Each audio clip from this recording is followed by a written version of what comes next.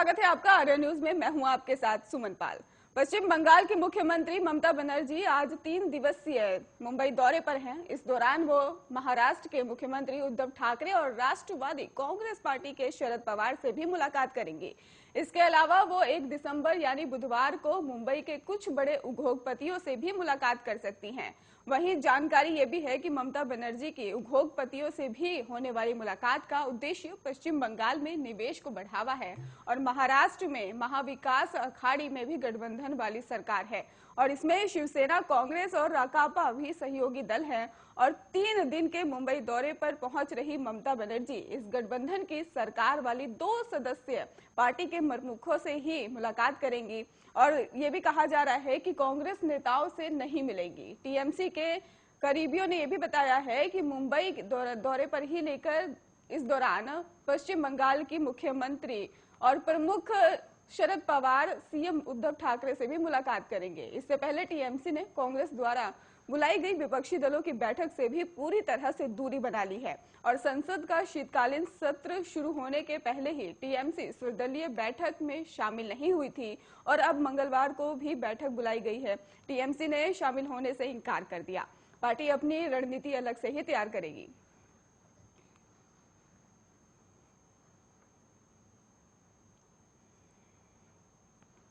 राज्यसभा ने शीतकालीन सत्र के पहले दिन बड़ी कार्रवाई करते हुए 12 सदस्यों को मौजूदा सत्र की शेष अवधि के लिए निलंबित कर दिया है, जिसकी विपक्ष ने निंदा भी की है। वहीं आज सदन की कार्रवाई पर खास नजर होगी और इधर सुबह 10 बजे ही विपक्ष दल की बैठक इस पर रणनीति बनाई जाएगी और दरअसल माना यह भी जा रहा है कि सदस्यों पर हुई कार्रवाई से गुस्साए विपक्षी सांसद आज जमकर हंगामा कर सकते हैं। बता दें कि इन 12 सदस्यों के खिलाफ मॉनसून सत्र अनुशासनहीनता फैलाने का भी आरोप लगाते हुए कार्रवाई की गई है। इनमें शिवसेना सांसद प्रियंका चतुर्वेदी और तृणमूल कांग्रेस को लेकर भी सांसद डोला सेन भी शामिल है। वहीं कांग्रेस समेत 14 विपक्षी दलों ने इस कार्रवाई की निंदा की है। उन्होंने कहा कि सरकार के इस अधिनायकवादी फैसले के खिलाफ ही आगे की रणनीति जो है उसको तय करने के लिए वो आज बैठक करेंगे। बता दें कि कांग्रेस, समाजवादी पार्टी, शिवसेना समेत अन्य सभी दलों ने संयुक्त बयान जारी कर सांसदों के निलंबन की भी निंदा की है। उनका कहना है कि पिछले सत्र की दुर्भाग्यपूर्ण घटना को लेकर सांसदों को निलंबित करने के लिए सरकार की ओर से लाया गया प्रस्ताव अप्रत्याशित है और राज्यसभा के कामकाज और प्रक्रियाओं से संबंधित नियमों का भी उल्लंघन है। विपक्षी दलों ने कहा कि राज्यसभा में कई दलों के नेता आज बैठक करेंगे और सरकार के फैसले को लेकर भी विरोध करने और संसदीय लोकतंत्र की रक्षा के लिए आगे के कदम पर विचार भी करेंगे। वहीं इसी के साथ ही माना जा रहा है कि सत्र के दूसरे दिन यानी कि आज विपक्ष 12 सदस्यों के निलंबन पर जमकर हंगामा कर सकता है, जिस कारण सदन की कार्रवाई पर भी खास असर पड़ सकता है।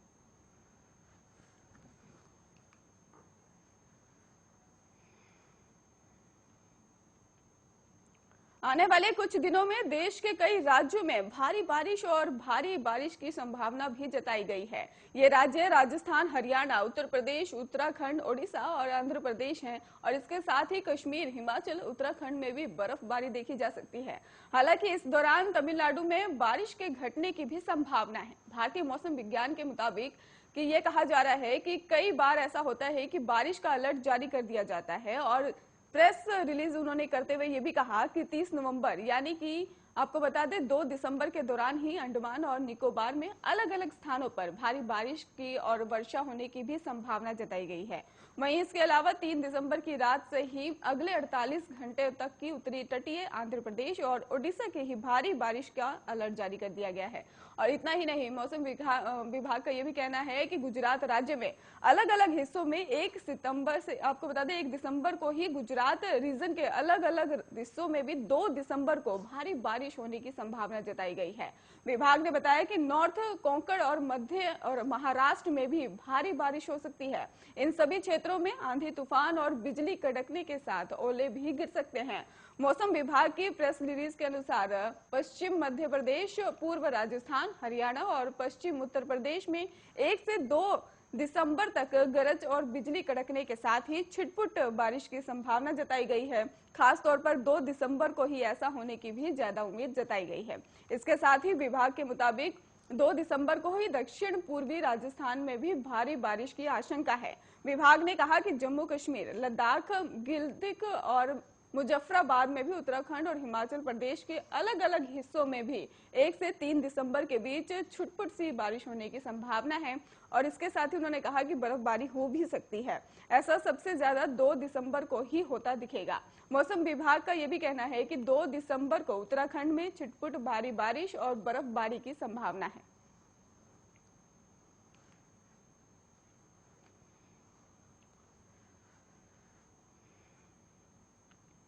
सड़क परिवहन और राजमार्ग मंत्री नितिन गडकरी महंगे पेट्रोल डीजल से छुटकारा देने के लिए एक बड़ा फैसला लेने वाले हैं।